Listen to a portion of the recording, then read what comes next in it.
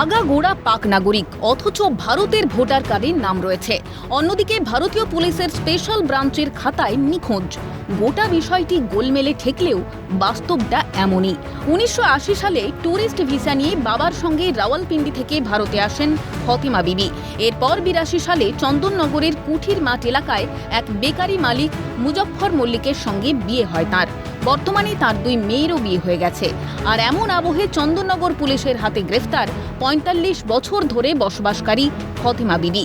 পাহেলগাঁওয়ে জঙ্গি হামলার পর ভারত সরকার পাক নাগরিকদের দেশে ফিরে যাওয়ার ফরমান জারি করেছে। এরপরই দেশ জুড়ে শুরু হয় খোঁজ এবং ধরপাকড়। সেই মতোই ফতেমা বিবিকে গ্রেফতার করে পুলিশ। এদিকে তার গ্রেফতারিতে হতবাক পাড়া প্রতিবেশী। বর্তমানে তারা প্রত্যেকেই আইনি জটিলতা কাটিয়ে ফতেমার মুক্তির দাবি করেছেন। তো আমরা তো দেখলাম খুবই ভালো, কিন্তু আমরা তো জানতাম না ওখানকার, কিন্তু কালকেই শুনলাম এসব ব্যাপার নিয়ে।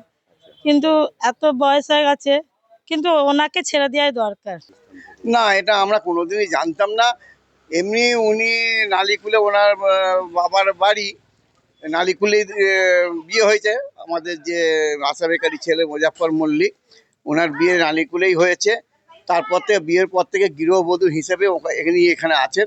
আমরা গৃহবধূ হিসেবেই জানি নালিকুলের মেয়ে, এইটাই জানি। বা ওনাদের আত্মীয় স্বজন ভাইয়ের আসা যাওয়া করে, সেগুলো আমরা দেখেছি। কখনো এই ঠিক এই দোতলায় এই বাড়িতেই এই ফতেমা বিবি থাকেন এবং প্রায় 1980 সালে তিনি ভিসা নিয়ে তিনি এই দেশে আসেন এবং তারপরেই তার পরিবারের সাথে আসার পর তিনি নালিকুলে একটি জায়গায় থাকতেন এবং তারপরেই তার বিয়ে হয় এই ঠিক কুটির মাঠ এই বাড়িতেই এবং যে বেকারির যে একজন মালিক তার সাথে তার বিয়ে হয়। মানবিক দিক দিয়ে বিষয়টি বিবেচনা করবে কেন্দ্র, আশাবাদী চন্দননগর কর্পোরেশনের ডেপুটি মেয়র ও বাম নেতৃত্ব। তারা বিচারে যেহেতু 45 বছর ধরে আছে এবং তার কোনো রকম অবৈধ কার্যকলাপের সাথে ভদ্রমহিলা যথেষ্ট বয়স্ক আছেন, অসুস্থও আছেন, মানবিক দৃষ্টিভঙ্গিতে নিশ্চয়ই ভারত সরকার চিন্তাভাবনা করবে যে এই বিষয়টা কী করা যায়। নাগরিকত্ব কি আইন, তার সেই আইনের কি নিয়ম কানুন, কি পদ্ধতি না পদ্ধতি যা যা রয়েছে, এই সমস্ত কিছু বিচার বিবেচনা করে ভারতবর্ষের ক্ষেত্রে দাঁড়িয়ে একটা মানবিকতার বিষয় মাথায় রেখে, মানবিকতার উদাহরণ রেখে অবশ্যই হচ্ছে আমি আশা করব বা চাইবো ভারতবর্ষের একজন নাগরিক হিসেবে যে ভারত সরকার তারা হচ্ছে একটা মানবিক দিকের পরিচয় দেবে। কলকাতা বারুদের মধ্যে রয়েছে কটাক্ষ বিজেপি নেতৃত্বের।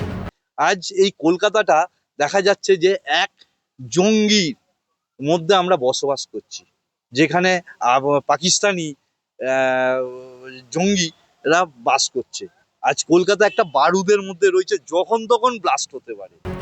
জানা গিয়েছে ফতেমার পূর্বপুরুষদের আদি বাড়ি ছিল হুগলির নালিকুলে। পরবর্তীতে কাজের সূত্রে পাকিস্তানের রাওয়ালপিন্ডি চলে যান ফতেমার বাবা। এরপর সেখান থেকে 80 সালে ভারতে আসেন। বর্তমানে ফতেমার বয়স হয়েছে 7 বছর।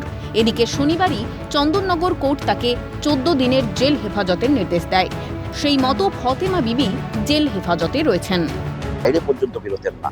সব মিলিয়ে তার সুস্থ কামনা করে তাকে এই বাড়িতে আবার ফিরিয়ে আনা হোক, এটাই চাইছে এখানকার এলাকাবাসীরা।